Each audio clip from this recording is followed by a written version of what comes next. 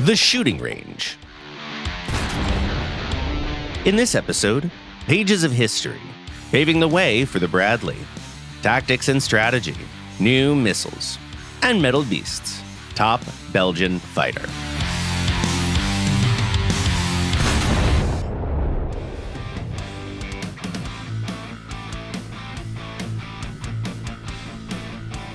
The Seek and Destroy update is almost ready for our players, so we can already begin talking about the fresh vehicles. And why don't we start with the top aircraft of the Benelux line that can use the new air-to-air missiles?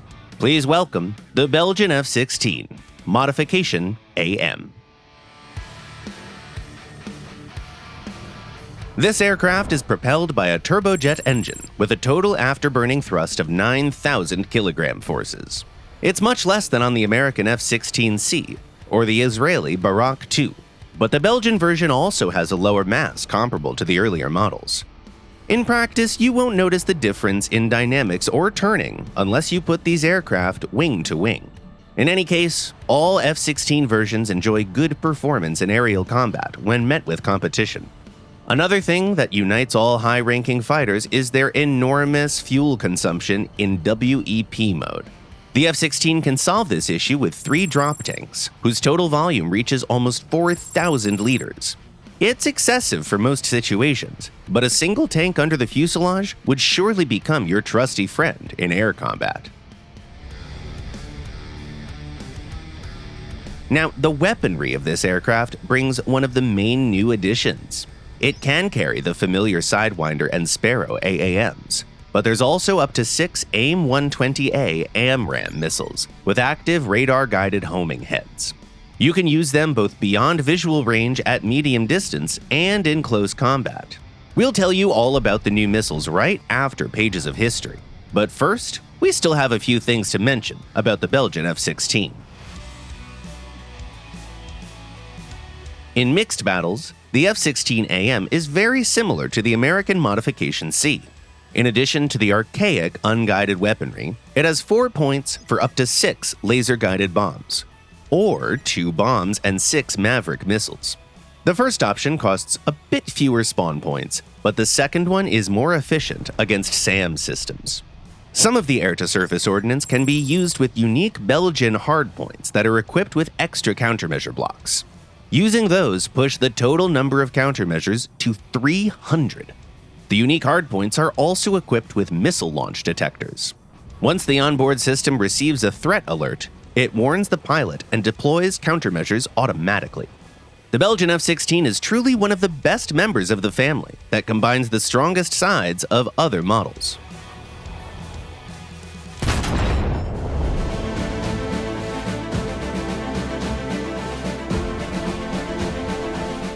At the end of the Cold War, the United States introduced some impressive machines into service, with some still going strong. But both the Bradley and the Abrams took a while to create. A long and complicated path had to be followed, full of disappointments and dubious achievements. It took the defense industry and the U.S. Army almost 20 years to get there. The military had long wanted to get a special reconnaissance vehicle, but all previous attempts netted mediocre results. The overall decent Cadillac Commando armored car had a poor level of protection and low off-road capabilities. The tracked M114 turned out to be surprisingly half-baked and unreliable. The Sheridan tank felt too quirky because of its armament. The Cold War was revving up, but the niche was still unfulfilled. So in 1969, the Food Machinery Corporation proposed an initiative with its XM800, an armored reconnaissance vehicle. The military didn't like the light off-road truck with optional armament, but they deemed the idea promising. 2 years later, the Department of Defense announced a request for proposals for an armored reconnaissance vehicle. 6 companies offered their machines with vastly different designs. Lockheed, for instance, showed a wheeled vehicle. Teledyne brought a modification of the British Scimitar tank, while FMC proposed a tracked XM800T based on past experience. The latter was picked as the winner after some trials. Thanks to its low ground pressure, this vehicle was miles ahead of its wheeled competition in terms of maneuverability and off-road capability. Of course, wheeled vehicles could move faster on a road, but the XM800T was still quicker than most tanks, including the light Sheridan. And that was good enough. With all the advantages, engineers managed to keep other qualities important for a scout vehicle: the ability to float and to be transported via cargo aircraft. The trials went on until the mid-1970s. At first, the military liked this vehicle so much that the Department of Defense planned to order more than 3,000 units, but it was later discovered that the tests used an unfinished vehicle, and the XM800's firepower was questionable. Existing prototypes were sent to museums, but the experience was used in later machines. For instance, the experimental XM723 IFV was an attempt to combine a transport, a light tank, and a scout vehicle. After a few more years of trial and error, the restarted project finally brought results. The US Army accepted the M2 IFV and the M3 Recon vehicle, famous as the Bradley.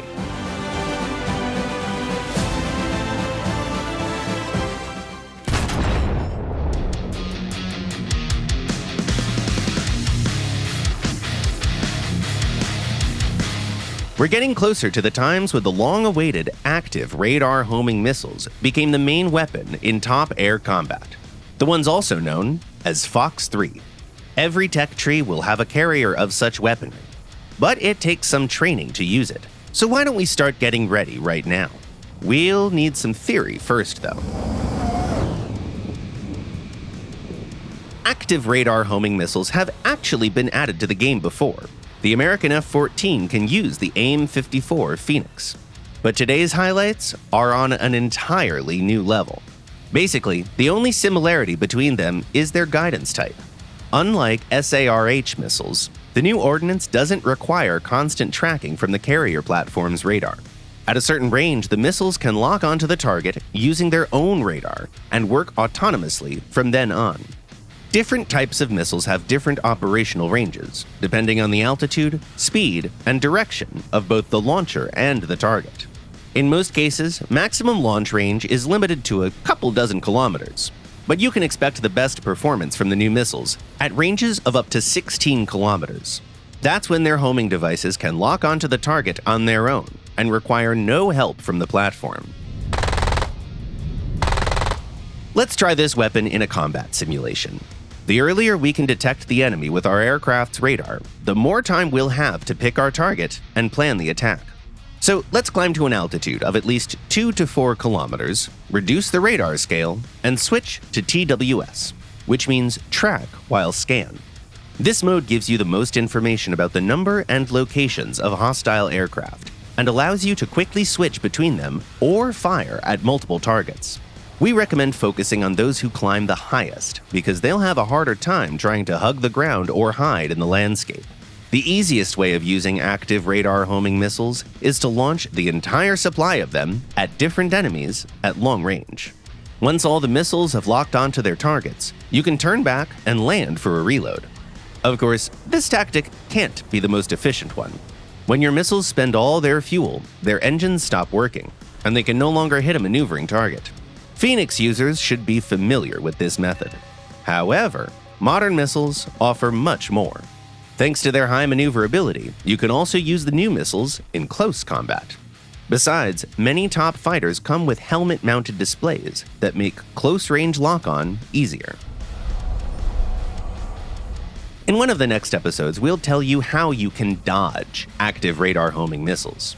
For now, though, we'd like to answer some of the questions that you've left in the comments.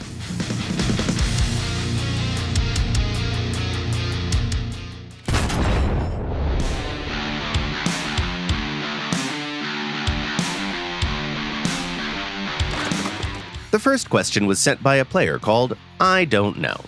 How can I avoid and see an AIM-9M? Hi there. Spotting a missile with a low-smoke engine is pretty hard, so your best chance is to watch the carrier platform. If you want to dodge an infrared-guided AAM, turn off your afterburner, perform a sharp maneuver, and deploy a large number of flares. I Am Cool for No Reason asks, other than speed, what are some of the main differences between the Yak propeller planes? Hey there, Cool! Outside of engine power and speed, the only differences between Yak fighters is their armament. Another question comes from FigFig2554. What's the best meteor? Hi! Did you get your cat to pick your nickname? Anyways, we'd say the best one is the Mark 8 Reaper. It's not the most agile one, but it's fast enough and can bring a lot of bombs. Ammonium writes, if I buy a premium pack with premium account time, can I choose when to activate the premium time, or does it activate automatically? Hey Ammonium, your premium account activates right after you purchase a pack. And the last comment for today was written by Toe1000. What's the best loadout for the F4S Phantom 2? Hello there, Toe. The Phantom has a huge number of suspended armament types, so it's hard to fit it all into a single comment. Why don't you check out our episode titled F4 Phantom 2, The Incredible Cast Jet? We had an in-depth discussion of the entire family there. That's it for today.